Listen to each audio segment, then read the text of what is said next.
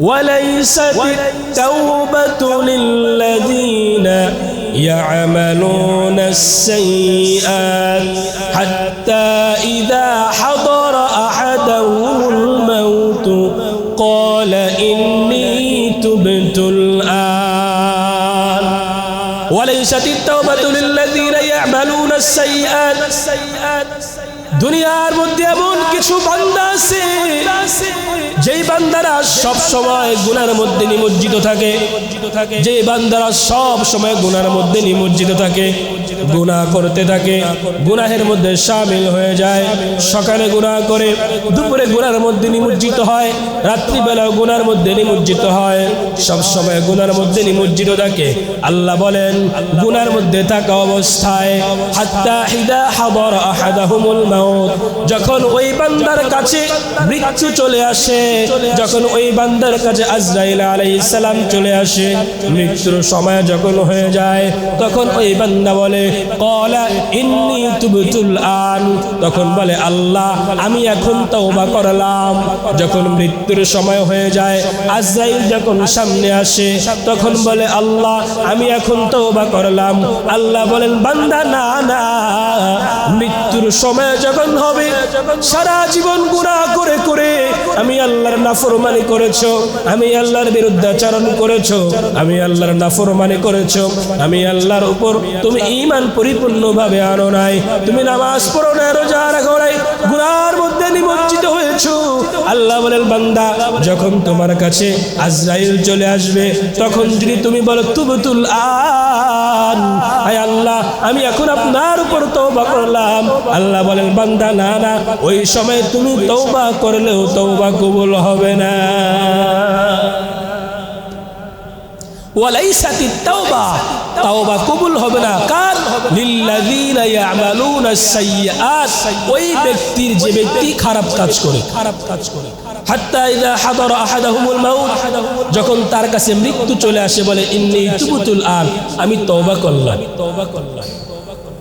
এরপর আল্লাহ বলেন ওয়ালাল্লাযীনা ইয়ামুতুনা ওয়া হুম কুফফার, ওই ব্যক্তিও আল্লাহর কাছে মৃত্যুর পরে আফসোস করবে যে ব্যক্তি কুফরি অবস্থায় মারা গেছে। কি অবস্থায় মারা গেছে? কুফরি অবস্থায় মারা গেছে। 3 নাম্বার বিষয় হচ্ছে তওবা করা। দেখেন তওবা কত গুরুত্বপূর্ণ। নবী করিম সাল্লাল্লাহু আলাইহি ওয়াসাল্লাম বলেন কুল্লু বানি আদম খাত্তাউন ওয়া খায়রুল খাত্তাইনা আত-তাওয়াবুন।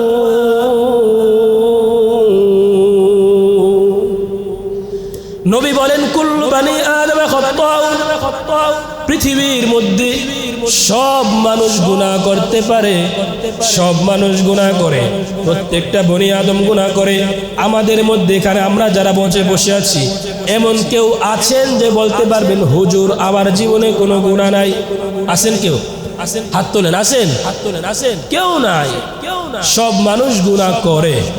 নবী বলেন কুল্লু বানি আদম খাত্তাউন, পৃথিবীর মধ্যে সব মানুষ গুনাহ করতে পারে, তবে নবী বলেন ওয়া খায়রুল খাত্তাইনা আত-তাওয়াবুন, যে ব্যক্তিরা গুনাহ করে এই গুনাহগারদের মধ্যে উত্তম কিছু ব্যক্তি আছে।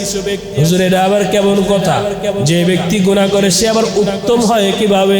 নবী বলেন সুন্দর করে শোনো, ওয়া খায়রুল খাত্তাইনা আত-তাওয়াবুন, যে ব্যক্তি গুনাহ করে, গুনাহ করার সঙ্গে সঙ্গে ওই ব্যক্তি কাল বিলম্ব না করে কার কাছে তওবা করবে?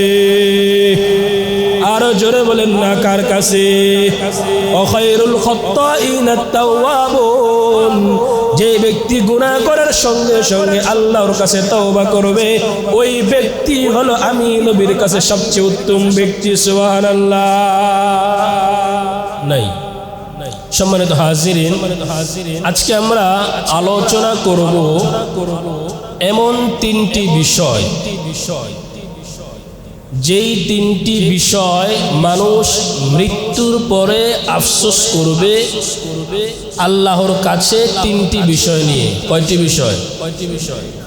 3টি বিষয় নিয়ে আল্লাহর কাছে মানুষ আফসোস করবে মৃত্যুর পরে। খুবই গুরুত্বপূর্ণ 3টি বিষয়। দুনিয়াতে বেঁচে থাকা অবস্থায় যদি এই তিনটি কাজ করা যায় মৃত্যুর পরে আর আফসোস করতে হবে না। এজন্য খুবই গুরুত্বপূর্ণ তিনটি বিষয় আছে যে তিনটি বিষয় মানুষ মৃত্যুর পরে আফসোস করবে। আমরা যেখানে আসলাম ইশারের নামাজ পড়লাম, ইশারের নামাজ পড়ে আলোচনা শেষ করে বাসায় গিয়ে রাতের খাবার খেয়ে ঘুমাতে পারবো এর কোনো গ্যারান্টি আছে? জোরে বলেন আছেনি? কোনো গ্যারান্টি নেই। যে কোনো সময় মানুষ মৃত্যুবরণ করতে পারে। আল্লাহ পাক রব্বুল আলামিন বলেন কুল্লু নাফসিন যায়িকাতুল মাউত, প্রত্যেক প্রাণীকেই মৃত্যুর স্বাদ গ্রহণ করতে হবে। এমন কোনো প্রাণী নেই যে প্রাণীর মৃত্যুর স্বাদ গ্রহণ করতে হয় না, সব প্রাণীর মৃত্যুর স্বাদ গ্রহণ করতে হবে। আল্লাহ পাক রব্বুল আলামিন বলেন কুল্লু নাফসিন যায়িকাতুল মাউত ওয়া ইন্নামা তুওয়াফাউনা উজুরাকুম ইয়াওমাল কিয়ামাহ। দুনিয়ার মধ্যে কেউ নেক আমল যদি করো সেই নেক আমলের বদলা কিয়ামতের ময়দানে পাবা। কেউ বদ আমল করলে বদ আমলের বদলা কিয়ামতের ময়দানে পাবে। وإنما توفون أجوركم يوم القيامة فمن زحزح عن النار وأدخل الجنة فقد فاز। আল্লাহ বলেন ফামান যুহজিহা আনিন নার, দুনিয়ার মধ্যে কারো টাকা পয়সা অর্জন, কেউ বড় একটা বিল্ডিং করতে পেরেছে, কেউ বড় বাড়ি করতে পেরেছে, কেউ অনেক টাকা পয়সা অর্জন করতে পেরেছে, তাকে আমরা দুনিয়ার প্রেক্ষিতে দুনিয়ার দৃষ্টিকোণ থেকে আমরা তাকে সফল বলি। কি বলি? যে লোকটা সফল বলি কি বলি না? যে টাকা পয়সা অর্জন করতে পেরেছে তাকে দুনিয়ার দৃষ্টিকোণ থেকে আমরা সফল বলি, যে লোকটা সফল হয়েছে। আল্লাহর কাছে এই সফল না। দুনিয়ার টাকা পয়সা থাকলেই আপনি আল্লাহর কাছে সফল হতে পারবেন না, দুনিয়ার মানুষের কাছে সফল হতে পারবেন। আল্লাহ বলেন আল্লাহর কাছে কারা সফল? আল্লাহ বলেন ফামান যুহজিহা আনিন নার ওয়া উদখিলাল জান্নাতা ফাকাদ ফাজ। আল্লাহ বলেন যে ব্যক্তি জাহান্নাম থেকে বাঁচতে পারলো, জান্নাতে প্রবেশ করতে পারলো। কি বললাম? জাহান্নাম থেকে বাঁচতে পারলো। জোরে বলেন জাহান্নাম থেকে বাঁচতে পারলো, জান্নাতে প্রবেশ করতে পারলো। আল্লাহ বলেন ফাকাদ ফাজ, আমি আল্লাহর দৃষ্টিতে ওই ব্যক্তিই হচ্ছে সফলকাম। বলেন সুবহানাল্লাহ। তাহলে আমরা দুনিয়ার দৃষ্টিতে মানুষের দৃষ্টিতে সফল হতে চাই নাকি আল্লাহর দৃষ্টিতে সফল হতে চাই? আল্লাহর দৃষ্টিতে সফল হতে চাই। এরপর আয়াত হচ্ছে ওয়ামাল হায়াতুদ দুনিয়া ইল্লা মাতাউল গুরুর। আল্লাহ বলেন এই যে দুনিয়ার চাকচিক্য, দুনিয়া এটা হচ্ছে তোমাদের জন্য একটি রং তামাশার বিষয়। দুনিয়ার পিছনে আপনি যতই যাবেন দুনিয়া আপনাকে ঘোরাতেই থাকবে, আপনি দুনিয়ার পিছনে ছুটবেন, দুনিয়া আপনাকে পিছনে ছুটাতেই থাকবে। যার 1 লক্ষ টাকা আছে সে চিন্তা করে আরেক লক্ষ টাকা কিভাবে করা যায়, যার একটি বাড়ি আছে সে চিন্তা করে আরেকটি বাড়ি কিভাবে করা যায়, যার একটু জমি আছে সে চিন্তা করে আরেকটু জমি কিভাবে করা যায়। আল্লাহ বলেন যে এরকম করে দুনিয়ার পিছনে মানুষ ছুটতে থাকবে। তবে কখন মানুষের এই লোভ, এই ছুটা শেষ হবে? আল্লাহ বলেন আলহাকুমুত তাকাসুর হাত্তা যুরতুমুল মাকাবির। মানুষের এই দুনিয়ার প্রতিযোগিতা, দুনিয়ার পিছনে ছুটা, এরা তখন শেষ হবে যখন মানুষ কবরের সাথে সাক্ষাৎ করবে। এজন্য আমরা দুনিয়ার মানুষের দৃষ্টিতে সফল হতে চাই না, আল্লাহর দৃষ্টিতে সফল হতে চাই। ভাইরা আমার, তিনটি বিষয় এমন আছে যেই তিনটি বিষয় মানুষ মৃত্যুর পরে আফসোস করবে। আপনাদেরকে এই তিনটি বিষয় বলার উদ্দেশ্য হচ্ছে তিনটি বিষয় আমরা দুনিয়াতে অর্জন করলে মৃত্যুর পরে আর আফসোস করার কোনো প্রয়োজন হবে না। 1 নাম্বার বিষয়, মানুষ যখন মারা যাবে, মানুষ মৃত্যুবরণ করার পরে আল্লাহর কাছে মানুষ ডেকে ডেকে বলবে, আল্লাহ দুনিয়াতে আবার আমাকে আরেকবার একটু পাঠান। আল্লাহ বলেন, কেন পাঠাবো? ওই ব্যক্তি বলবে, আল্লাহ দুনিয়াতে নেক আমল তেমন করতে পারি নাই, নেক আমল কম করেছি, দুনিয়াতে আরেকবার একটু পাঠান, আর একটু নেক আমল করতে চাই। আপনারা আমাকে বলেন, যে ব্যক্তি দুনিয়া থেকে বিদায় নিয়ে যাবে তার কি নেক আমল করার কোনো সুযোগ আছে? আল্লাহ পাক রব্বুল আলামিন এটাই কোরআনে পাকের মধ্যে বলতেছে, হাত্তা ইযা জাআ আহাদাহুমুল মাউত, মানুষ দুনিয়ার পিছনে ছুটতে থাকবে, দুনিয়া অর্জন করার জন্য মানুষ দুনিয়ার পিছনে দৌড়াবে, দুনিয়ার অর্জন করার জন্য, দুনিয়া কামানোর জন্য মানুষ প্রতিযোগিতা করতে থাকবে। এমন ভাবে মানুষ দুনিয়া কামাইবে, মানুষ মৃত্যু একদিন বরণ করতে হবে, সে সেটাই ভুলে যাবে। আল্লাহ বলেন, হাত্তা ইযা জাআ আহাদাকুমুল মাউত, দুনিয়ার পিছনে মানুষ ছুটতে ছুটতে এক সময় ওই মানুষের কাছে মৃত্যু চলে আসবে। হাত্তা ইযা জাআ আহাদাকুমুল মাউত, ওই মানুষের কাছে মৃত্যু চলে আসবে। মৃত্যু চলে আসার পর ওই ব্যক্তি বলবে, ক্বালা রাব্বিরজিউন, ও আল্লাহ আপনি আমাকে দুনিয়ার মধ্যে আরেকবার পাঠান। ক্বালা রাব্বিরজিউন, আল্লাহকে বলবে, আল্লাহ দুনিয়ার মধ্যে নেক আমল বেশি করে করতে পারি নাই, দুনিয়ার মধ্যে দান সাদাকা করতে পারি নাই, দুনিয়ার মধ্যে আমল সালেহ করতে পারি নাই, আয় আল্লাহ আপনি দুনিয়ার মধ্যে আবার আমাকে পাঠান। আল্লাহ বলবেন, ওই ব্যক্তি বলবে, কেন পাঠাইব? আল্লাহ তাআলা ওই ব্যক্তিকে বলবেন, তোমাকে দুনিয়ার মধ্যে আমি কেন পাঠাইব? একবার আমি আল্লাহ দুনিয়ার মধ্যে পাঠিয়েছি, একবার আমি আল্লাহ তোমাকে নেক আমল করার সুযোগ দিয়েছি, ও বান্দা তোমাকে দুনিয়ার মধ্যে আবার কেন পাঠাইব?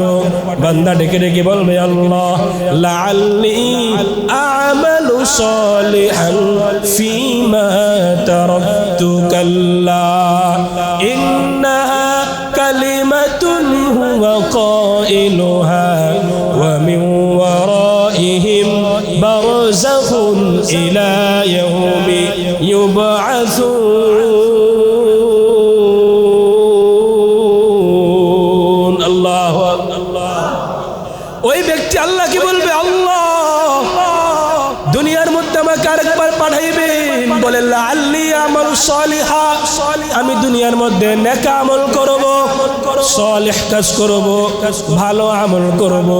তারাকতু ফীমা কাল্লা, যে দুনিয়া আমি ছেড়ে এসেছি ওই দুনিয়ার মধ্যে আমাকে আরেকবার পাঠান, আমি নেক আমল করতে চাই। আল্লাহ তাআলা বলবেন, কাল্লা বান্দা কখনোই না, আমি আল্লাহ একবার দুনিয়ার মধ্যে পাঠিয়েছি, তোমাকে আবার দুনিয়ার মধ্যে আমি পাঠাইব, এটা কখনোই আমি আল্লাহর পক্ষে সম্ভব না, আমি আল্লাহ সম্ভব করব না। আল্লাহ বলেন, কাল্লা কখনোই না, ইন্নাহা কালিমাতুন ওয়া কাইলুহা, আল্লাহ বলেন, বান্দা তুমি এমন একটা কথা বলেছো যে কথাটা শুধু কথাই রয়ে গিয়েছে, যে কথাটা কার্যকর হওয়া কখনো সম্ভব না। আল্লাহ বলবেন, তোমাকে আল্লাহ আমি আল্লাহ একবার দুনিয়ার মধ্যে পাঠিয়েছি, নেক আমল করার জন্য আমি আল্লাহ পাঠাইলাম, তুমি কতটুকু নেক আমল করবা? আল্লাহ রাব্বুল আলামিন তোমাকে সেটাও বাতলিয়ে দিয়েছেন। তোমাকে আল্লাহ পাক মেধা দিয়েছেন, ভালো বোঝার শক্তিও দিয়েছেন, খারাপ বোঝার শক্তিও আল্লাহ পাক তোমাকে দিয়েছেন। আল্লাহ দুনিয়ার মধ্যে পাঠাইছেন, জীবনটাকে ভালো কাজেও তুমি লাগাইতে পারবা, খারাপ কাজেও তুমি লাগাইতে পারবা। আল্লাহ পাক রব্বুল আলামিন বলেন, বান্দা একবার মৃত্যুবরণ করলে দ্বিতীয়বার দুনিয়াতে আসার কোনো সুযোগ নাই। আল্লাহ বলেন, কাল্লা এটা কখনোই সম্ভব না। তাহলে দুনিয়াতে মৃত্যুবরণ করার আগে আফসোস যাতে করা না লাগে, এই জন্য দুনিয়াতে আমল করার দরকার আছে না নাই? আরো জোরে বলেন, আছে না নাই? দুনিয়াতে নেক আমল করতে হবে, নামাজ পড়তে হবে, দান সদকা করতে হবে, কোরআন তেলাওয়াত করতে হবে। কোরআনের সাথে যার সম্পর্ক লেগে যাবে সেই ব্যক্তিকে দামি বানিয়ে দিবেন কে? এই যে কোরআন শরীফ, এই কোরআন শরীফটা এই টেবিলের উপর আছে। এখন যদি এই টেবিলটা কারো পায়ের সাথে লাগে, আপনারা এই টেবিলটাকে চুমো দিবেন কি দিবেন না? সাধারণ একটি কাপড় 30 টাকা দামের কাপড়, সেই কাপড় দিয়ে যদি কোরআন শরীফের গিলাফ বানানো হয়, সেই গিলাফটা যদি আপনাদের কারো পায়ে লাগে, আপনারা চুমু দিবেন কি দিবেন না? অবশ্যই চুমু দিবেন। কেন? এই গিলাফের সাথে কোরআনের সাথে সম্পর্ক লেগেছে। পৃথিবীর মধ্যে, দুনিয়ার মধ্যে সব নবীদের মধ্যে সর্বশ্রেষ্ঠ নবীর নাম কি? মুহাম্মদ সাল্লাল্লাহু আলাইহি ওয়াসাল্লাম। কেন আমাদের নবী সব নবীর থেকে শ্রেষ্ঠ? কেন বলে? এই নবীর উপর আল্লাহ পাক কোরআন নাজিল করেছেন, কোরআনের কারণে এই নবীর মর্যাদা বাড়িয়ে দিয়েছেন কে? আরো জোরে বলেন না কে? এজন্য কোরআনের সাথে যার সম্পর্ক লাগবে তার মর্যাদা বাড়িয়ে দিবেন কে?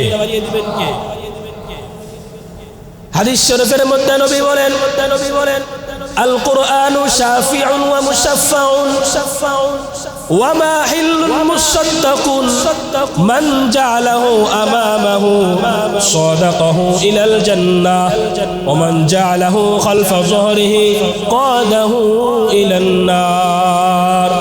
নবীজি বলেন, আল কুরআনু শাফিউন ওয়া মুশাফফাউন, কুরআন হচ্ছে এমন সুপারিশকারী যার সুপারিশ গ্রহণ করা হবে।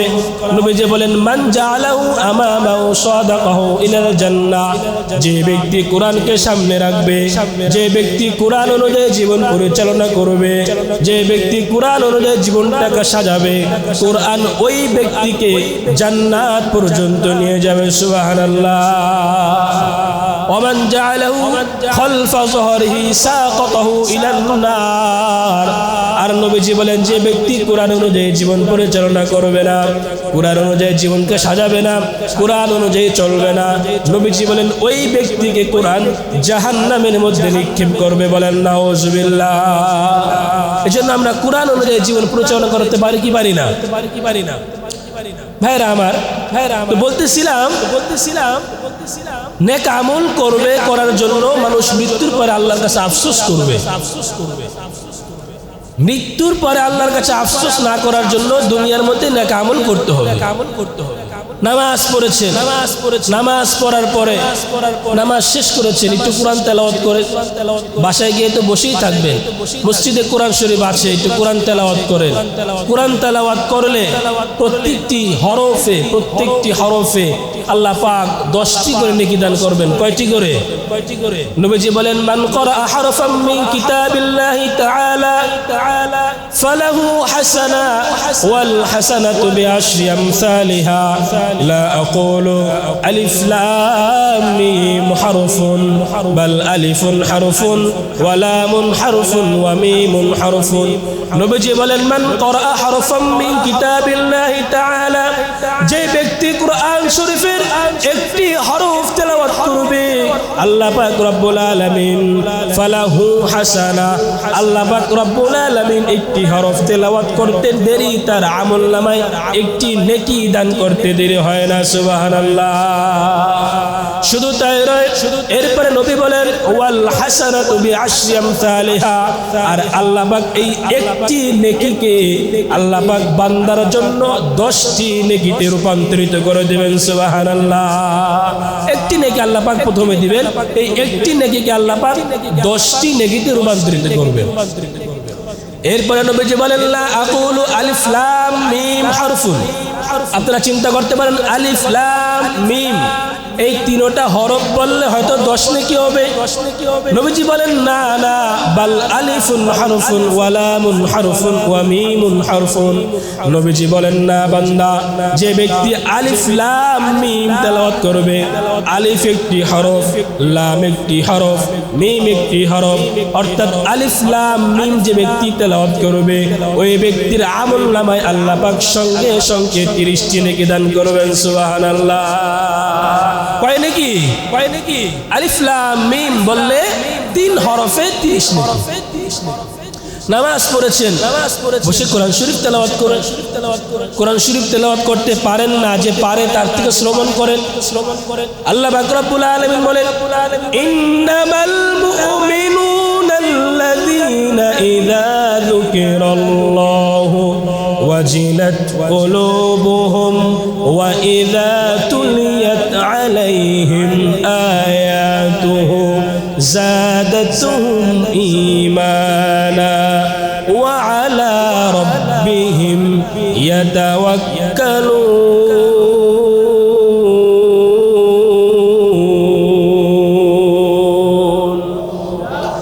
الله পাক রব্বুল আলামিন বলেন ইন্নামাল মুমিনুনা আল্লাযীনা ইযা যুকিরাল্লাহ আল্লাহ পাক বলেন আমি আল্লাহর কাছে মুমিন হলো তারা ইযা যুকিরাল্লাহ যেই বান্দার কাছে যে বান্দার সামনে আমি আল্লাহর আলোচনা করা হয় আমি আল্লাহর জিকির করা হয় আমি আল্লাহ সম্পর্কে আলোচনা করা হয় আমি আল্লাহর নিয়ামত নিয়ে আলোচনা করা হয় আল্লাহ বলেন ইযা যুকিরাল্লাহ কোন বান্দার সামনে আমি আল্লাহর আলোচনা করা হয় আল্লাহ বলেন ওয়াজিলাত কুলুবুহুম কোন বান্দার সামনে যদি আমি আল্লাহর আলোচনা করা হয় ওই ব্যক্তির অন্তরটা আমি আল্লাহর ভয়ে ভীত সন্ত্রস্ত হয়ে যায় সুবহানাল্লাহ মুমিনের এক নাম্বার গুণ আল্লাহ বলেন কোন ব্যক্তির সামনে আমি আল্লাহর আলোচনা করলে তার অন্তরটা আমি আল্লাহর ভয়ে প্রকম্পিত হয়ে যায় আল্লাহকে ভয় পায় আল্লাহর ভয়ে